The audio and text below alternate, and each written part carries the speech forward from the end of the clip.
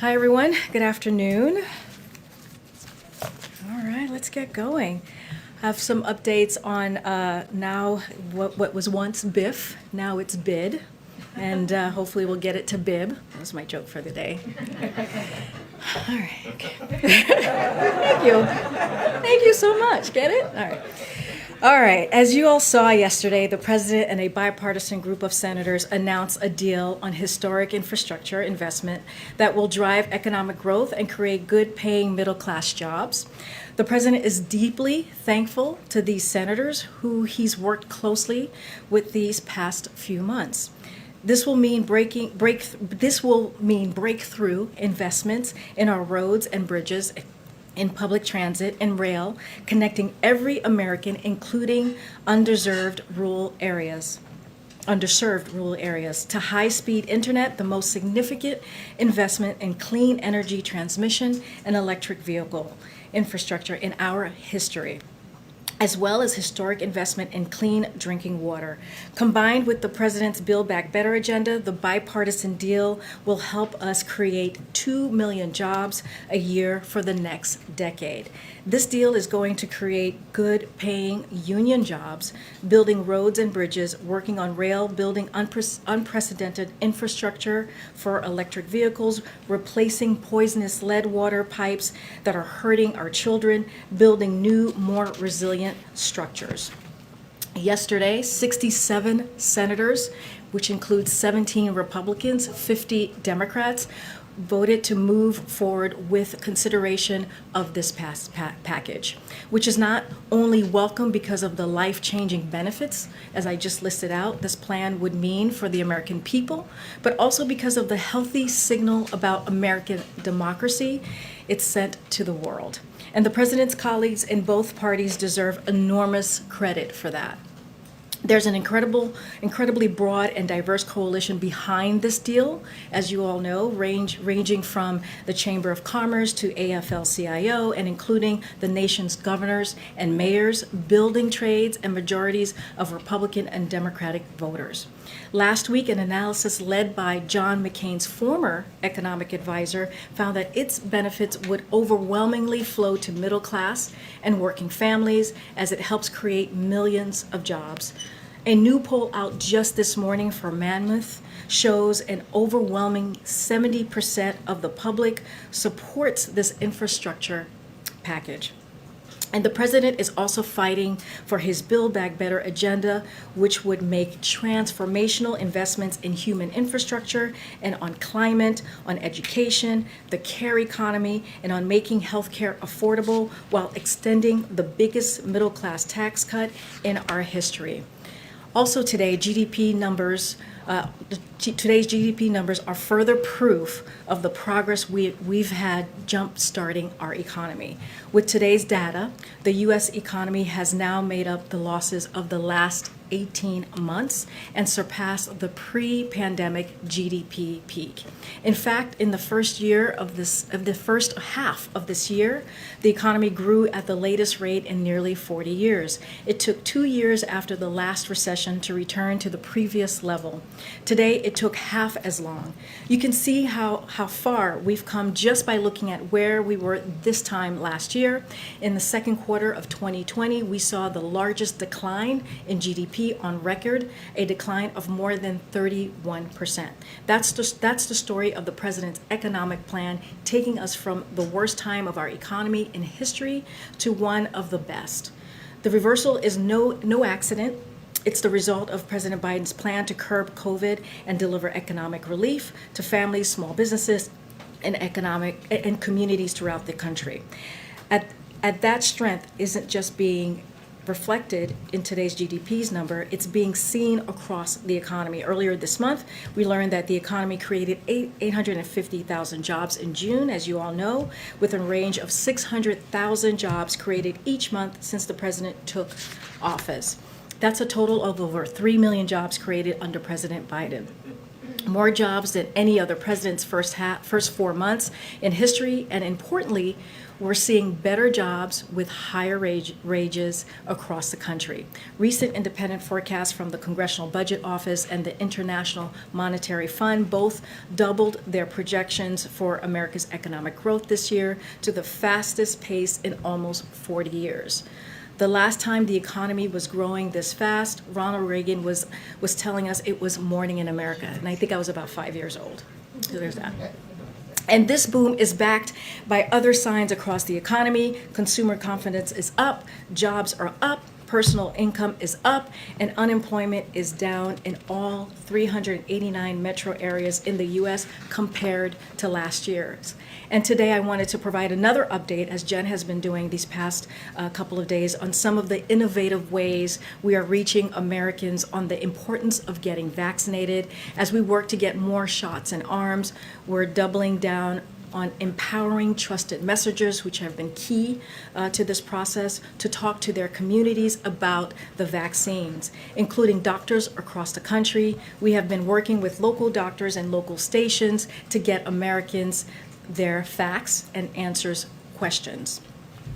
Since we started this program this summer, this effort has led to more than 400 original stories and syndicated airings of local doctors' interviews for reach of more than 185 million broadcasts and online impressions. And beginning in August, this effort will expand even further with dozens of local African American doctors from the National Medical Association joining in, helping us elevate the voices of Black physicians and reach hard-hit communities.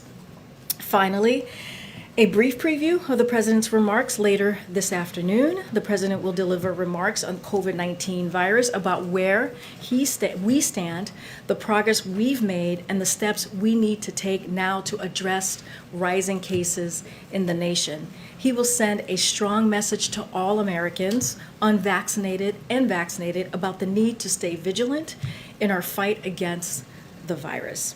And he'll make clear that his administration will continue to provide every resource needed to help communities and individuals across the country to curb the spread of the Delta variant and boost vaccinations. His remarks will highlight several new measures that his administration will take to accelerate this effort. And now, and I know you all are eager for specifics on the announcements, but we'll have something to share shortly on that. You want to take it away, Alex? Sure. So my first question is going to be on specifics, actually, so whatever you can share would be helpful. There's been a lot of questions about how exactly it would work.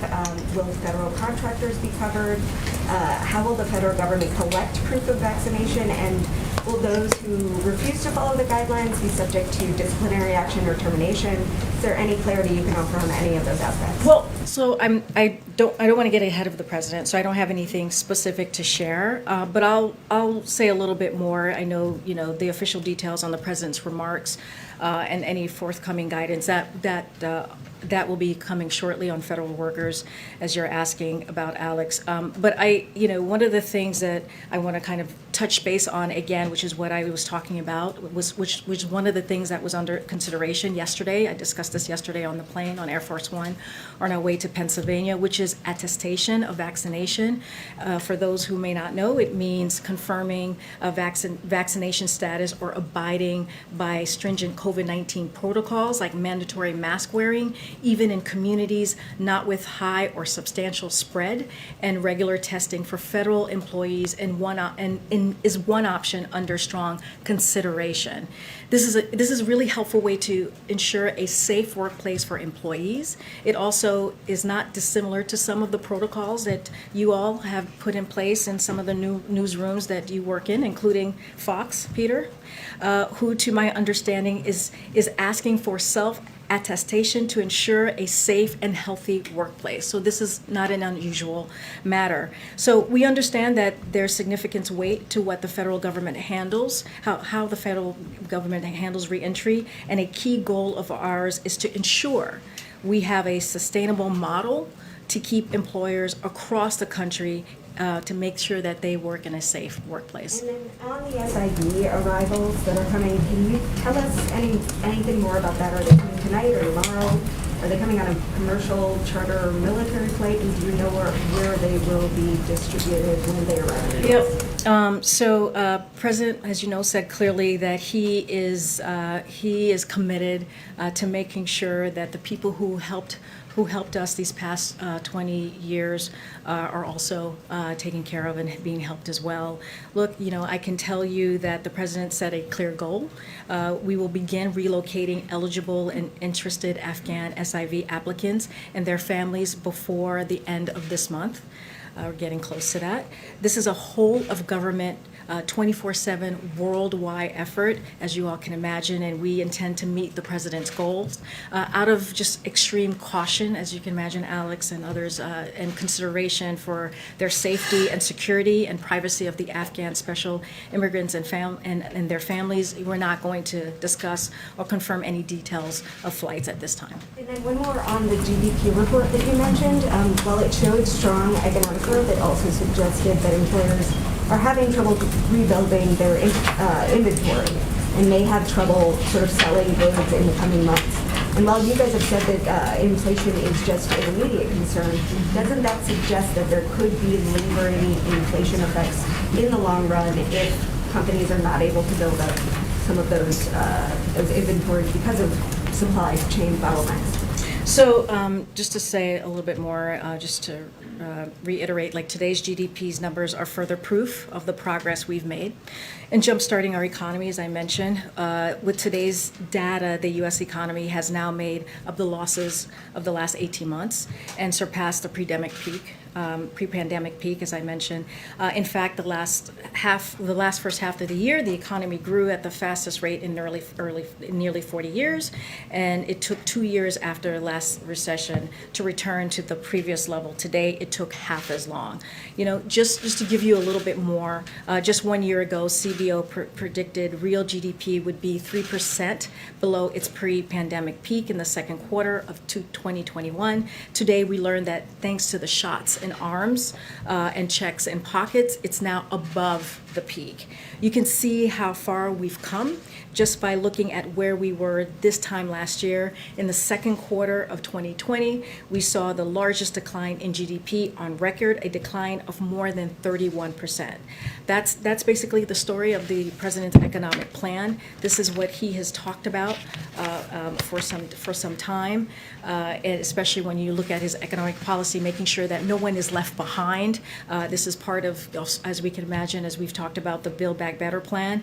As it relates to the inflation and this GDP report, we knew the restarting the economy from a standstill in the middle of a pandemic would represent some challenges along the way, but experts inside and outside the administration believe that the data show the most of the price increases we are seeing are expected to be temporary.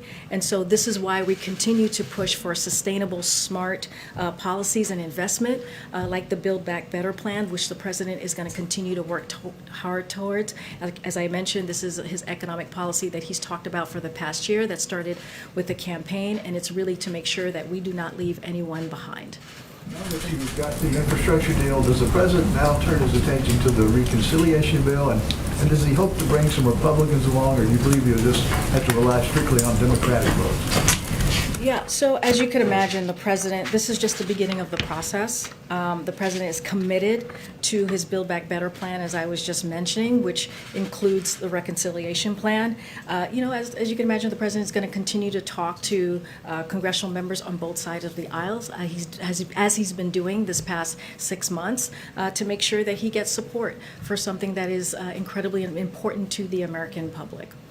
And secondly, Iran has said they won't return to the nuclear talks until their new president is in power, which takes place on August 5th. Do you think the talks will resume then? How long are you willing to wait? So I'll say this. The timing for the 7th round has not yet been announced, as you all know, and we're not going to speculate to when that will be. Look, we've demonstrated time and again that we're prepared to move forward with a mutual return to the compliance with the JCPOA, the Iran nuclear deal. When Iran is done with its presidential transition process, we are prepared to plan our return to Vienna to continue with our talks. We remain interested in seeking mutual return to compliance with the JCPOA, though as the Secretary has made clear, Secretary Blinken, this offer will not be on the table indefinitely. So this is something that we are still moving forward with and determined to make happen. I wonder if you have a ballpark estimate of the percentage of the federal workforce that you believe is still unvaccinated. I don't have that number to share with you at this time, so I'm happy to check with our team, but I don't have a number to share on that. Do you believe that the president's announcement today is one of the goals of this to spark more private businesses to follow suit, as we've already seen in the last coming days? Well, I don't want to get ahead of the president's announcement, but like I said, when talking about today, the federal government, we see ourselves as a model for other companies and other organizations, and that's something that we don't take lightly. But as you can imagine, the president's goal, he's going to talk about this, and the president's goal these last 6 months is to really work to curb this pandemic, this virus, to fight against it. But it's going to take all of us. It's going to take all of us to do that. And our message continues to be, we have to make sure that people get vaccinated, and we're going to continue to do that as we've done these last 6 months. Thanks so much, Karine. We have heard from some associations ahead of the president's announcement today. The Federal Law Enforcement Officers Association says Americans have a right to privacy and choice. They're accusing your administration of pushing people to undertake a medical procedure. Are you expecting resistance to this announcement, and what is your response to that? So I'll say this. Look, our priority is the American people. We have to make sure people are safe, and we're continuing to save lives. That is the most important thing. That's how this president sees this. We listen to the science, and we provide Americans the information they need to protect themselves and help end this pandemic. That is key here. That is critical and important. And that is why we have strongly encouraged Americans to get fully vaccinated, take an unprecedented action to make it easier and convenient. It's very easy to get vaccinated. Just go to vaccines.gov and make an appointment and get vaccinated. It's so important, not just to protect yourself, but to protect your family. And so that is the goal here. This is what we want to do. We want to continue to make it easy and convenient for Americans to get a shot. And we've gotten more than 300 million shots in arms. 60% of the population is now fully vaccinated. That includes 80% of our most vulnerable, 65 and older. And so this is what the president is working towards. That's what we need to do and continue to do that. So, I can't get ahead of the forthcoming announcement, but here's what I'll say. First, what I laid out as a strong consideration is a choice. It is a choice that employees will be able to make. Because largely unvaccinated people continue to spread the virus, and until we have more people who are vaccinated and are curbing the spread, there needs to be proper protocols to keep Americans safe. And as a large employer, the largest in this country, who cares about the individuals who keep the government running, we have an obligation to be good stewards of the workforce and ensure their health and their safety. We're taking action to protect the federal workforce so that they can continue to execute on the hard and important work of government. And just lastly, the forthcoming protocols, much of what is discussed yesterday is not dissimilar to so many other workplaces as well. Just to follow up really quickly, will there be any changes to how frequently the president and the people around him are tested? We were told when the breakthrough cases were happening here at the White House that the president is tested every 2 weeks. Some people around him are tested every 2 days. Any changes to that? I don't have anything new to provide on that. We'll probably have some more information forthcoming. But as you can imagine, we're going to continue to follow the CDC guidelines. For people's expectations, if they're federal workers and they choose not to be vaccinated, would they be responsible for the testing protocols themselves? Would that be provided by the federal government? And then when we look at things like masks returning and so forth, does the president feel he needs to set any kind of new timetable for people's expectations about how long this new posture, given the Delta variant, might last? So I don't have anything further on your first question, Kelly-O. So I'll let the president speak to that very, very soon. In about a little bit more than an hour, he'll lay out his plans and what he wants to talk to the American people about. To your other question, can you repeat that again? Expectations. Since people are wearing masks now in D.C., we've we've got indoor Yeah. mask requirements. Yeah. That's happening in a lot of places around the country. We know just a few weeks ago, the president had a very different approach. The science has changed, we're told. Is he going to try to set expectations for the public? So I think the president, I don't, there's not a goal or anything like that we're putting forth at this moment. What we want to make sure is that we get our message out there and make sure people are getting vaccinated. That is what the science tells us. That's how we're going to curb this pandemic, is making sure that people get vaccinated. That's what the president tries to do every time, almost every time he is at the podium or speaking to the American people. He says that. He did that yesterday when I was with him in Pennsylvania. He started at the top of his remarks talking about how this is a pandemic for the unvaccinated, and it continues to be. So that's what he's going to be working towards. Okay. Thank you, Karine. So President Biden says that we are not returning to lockdowns, shutdowns, and school closures, but he also once said that we didn't have to wear masks anymore once we were vaccinated. So why should Americans trust him now? Well, because we listen to the scientists, we listen to the expert. This is a public health situation. This is not about politics at all. This is about saving lives. And this is what the president is all about. He wants to make sure that we are saving lives. If you look at, Peter, the last 6 months, that's what he's done every day. And you see that in the numbers. Now we're at a point where we have to double down and make it very, very clear to people that we can't let the pandemic win. We have to continue to fight. So if you're listening to the science, if scientists come to you at some point down the line and say, it is our opinion that there should be shutdowns and there should be school closures, you would do that? Well, we listen to, like I said, we listen to the CDC and the expert and their guidance. The CDC is a body that is very well respected, and we follow their guidance. And after this new guidance came out, the head of the American Federation of Teachers, Randy Weingarten, came out to say we are going to try to open up schools. Is that good enough for the president, just trying? Well, the president and the Secretary of Education has been very clear. By this fall, they want to see all schools open. They've been very clear about that the last 6 months. That's why in the Historic American Rescue Plan that he signed into law in April, there are resources in that plan to make sure that schools are able to open up safely, that schools have the resources to have the PPE, to get that ventilation. And so the president had that in mind when he put together that plan and signed it. But now that after the plan was out there, now after this new guidance, the teachers are saying they're just going to try. Is that okay? Well, we're going to continue to work closely as we have with local governments, with the teachers, as we've done and continue to have those conversations. I want to add, though, that nearly 90% of teachers are currently vaccinated. That's a good sign. Now we just have to make sure we also protect our kids, right? In school, we protect the other administrators at school, people who are immunocompromised, and that's why the CDC put out that guidance, making sure that people are wearing masks in schools. And last one, just because you talk about this administration having a priority of protecting the American people, can you help us understand why is it that the federal government is asking vaccinated Americans to wear masks to stop the spread of COVID-19, but at the same time, federal agents are also releasing COVID-19 positive border crossers into small towns in Texas? How is that?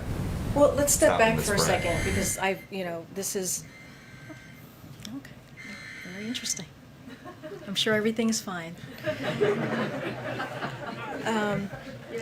Something I said? It could be. But you did laugh at my joke, so maybe that's a reaction to laughing at my joke. Okay, so I just want to be very clear here. I do want to answer your question, Peter.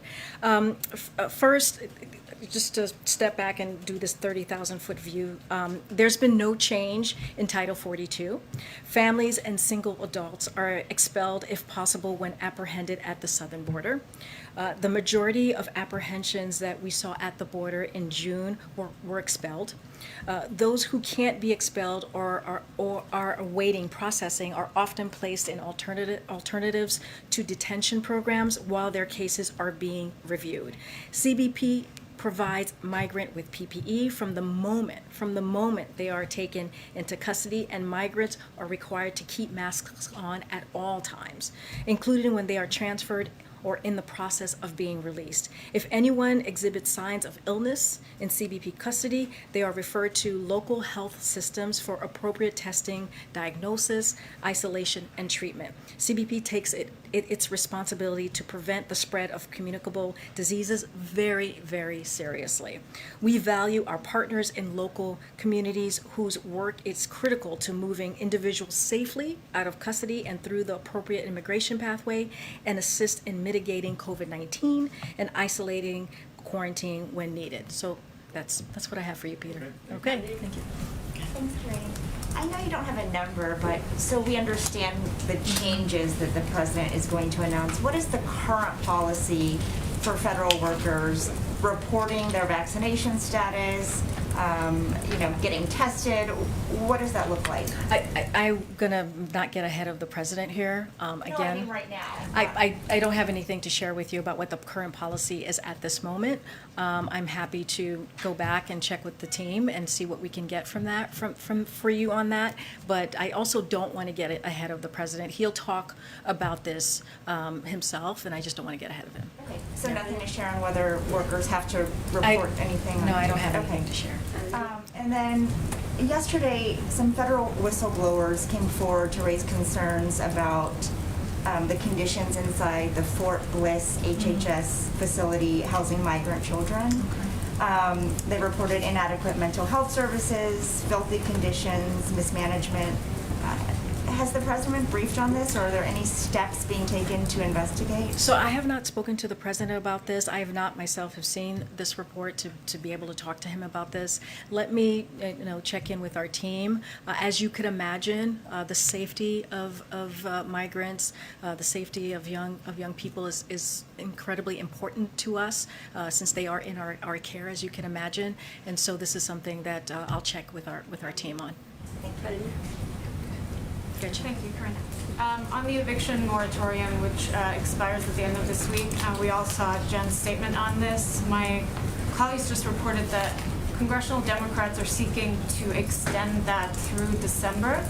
Does the White House support Congress extending it to that deadline, or do you have a different deadline in mind? So let me step back for a second, because this is an incredibly important issue, as you can imagine, to the American people. So given the recent spread of the Delta variant, including among those Americans both most likely to face evictions and lacking vaccinations, President Biden would have strongly supported a decision by the CDC to further extend this eviction moratorium to protect renters at this moment of heightened vulnerability. Unfortunately, as some of you might know, the Supreme Court has made clear that this option is no longer available. In June, when CDC extended the eviction moratorium until July 31st, the Supreme Court's ruling stated that clear and specific congressional authorization via new legislation would be necessary to the CDC to extend moratorium past July 31st. And so in light of the Supreme Court's ruling, the president is going to work with Congress to make that happen, and if that is something that they're working on, we'll probably, hopefully, be working closely with them on that. So one follow-up on that. Some lawmakers, including Maxine Waters, are also pushing the CDC to just extend the moratorium again and then challenge the courts to overturn it. So if the congressional route doesn't work in the time frame that you have, why not go that route and see what the Supreme Court does? Let me just share a little bit about what we have been doing. So we will continue in all of government effort to keep Americans safe and housed through the swift dispersal of emergency rental assistance to states and cities, which has been incredibly important to the American people. And so we're going to make sure we get the word out, and so that people know that the availability of rental assistance is out there, and to support grantees in ramping up their efforts. Yesterday, we held a day of action to promote the availability of rental assistance, which reached tens of millions of Americans. Last week, the Treasury released new data on emergency rental assistance program, which showed that more than $1.5 billion in assistance was delivered to eligible households in the month of June, more than what was provided in the previous 5 months combined. So in June alone, this assistance served nearly 300,000 households, preventing them from facing eviction proceedings. And these funds that I'm talking about right now can continue to be dispersed to renters and landlords in need until 2025. So these emergency rental assistance funds do not expire when the moratorium lifts. We're engaged on an all-of-government effort to help states and localities put a additional protections in place, including encouraging diversions proceedings so renters have the opportunity to stay in their homes. And so that's what we're doing on the government side, and we will continue to work with Congress. And then lastly, on the GDP numbers, given obviously the surge in the Delta variant and the lower than expected number today, does the White House still believe that the emergency unemployment benefits should expire in September? Well, it's set to expire in September, as you just mentioned.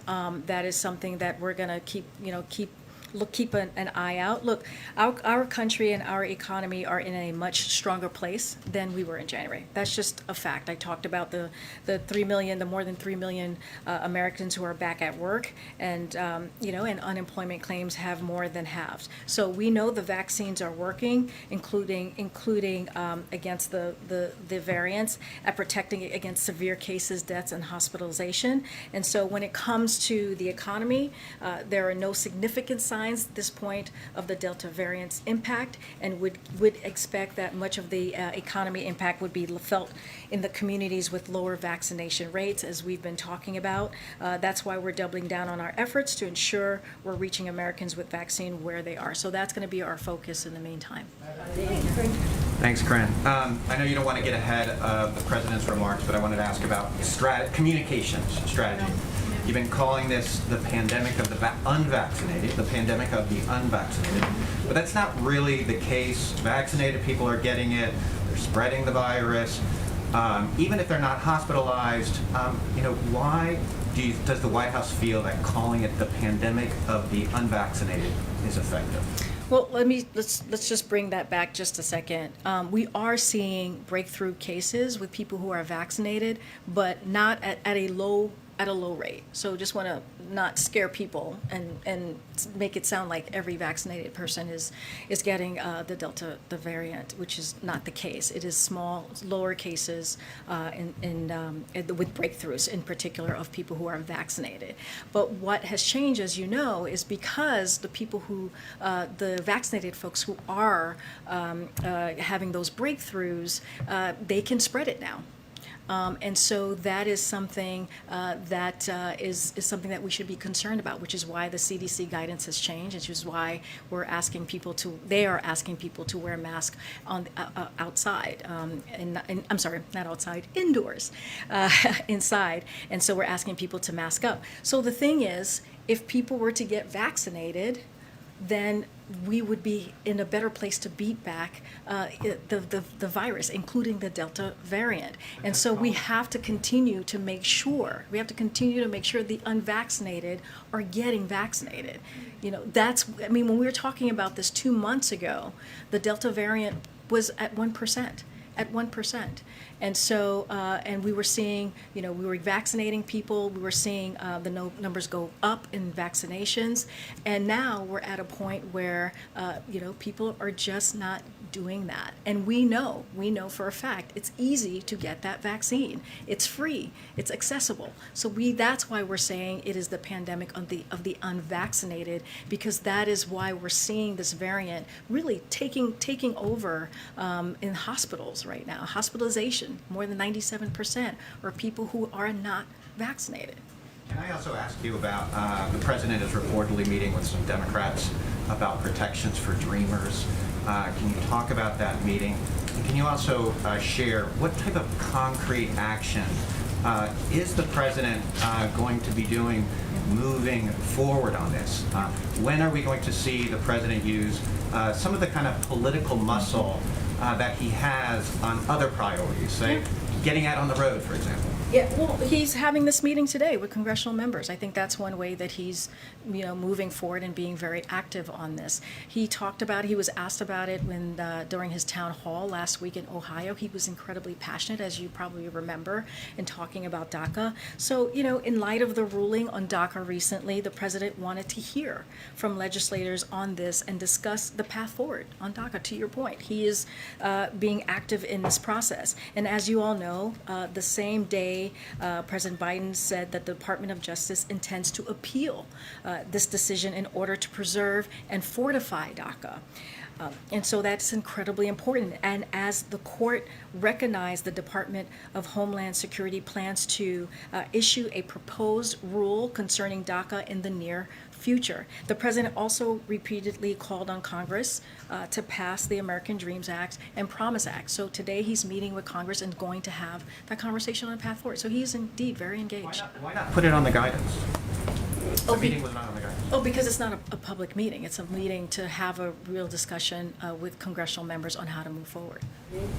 Thank you. Will the president, as commander-in-chief, require members of the military to get vaccinated?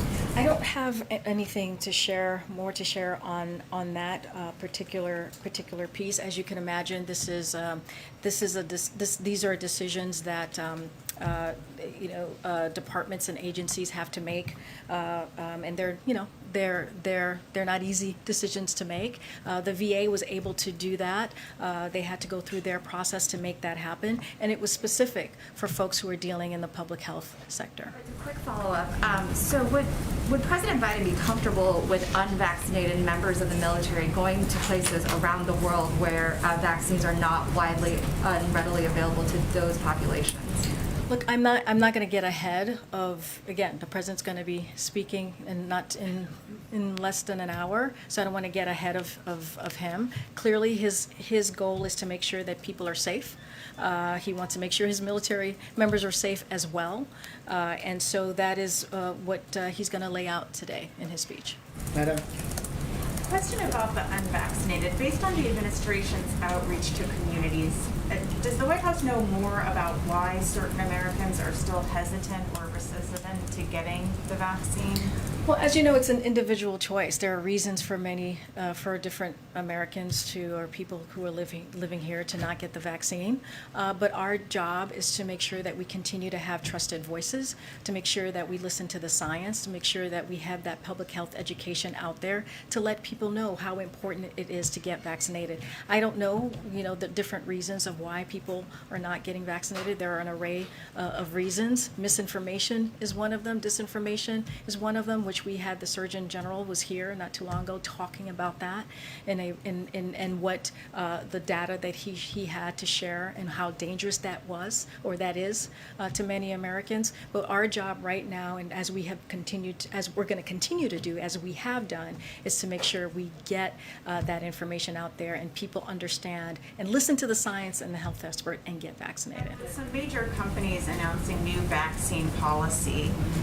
What is the White House's position or guidance to companies thinking of implementing similar mandates or requirements? So as you know, are you talking about verification, vaccine verification, or? Yeah, or for instance, we learned today Danny Meyer is mandating employees and indoor diners to be vaccinated. We're not. We're as you know, we're not going to mandate. We're not going to do the mandating across the board for the American people. What we're going to continue to do is listen to the guidance, the CDC guidance, listen to the expert, and follow what they tell us to do. And but we're not going to be mandating anything from here.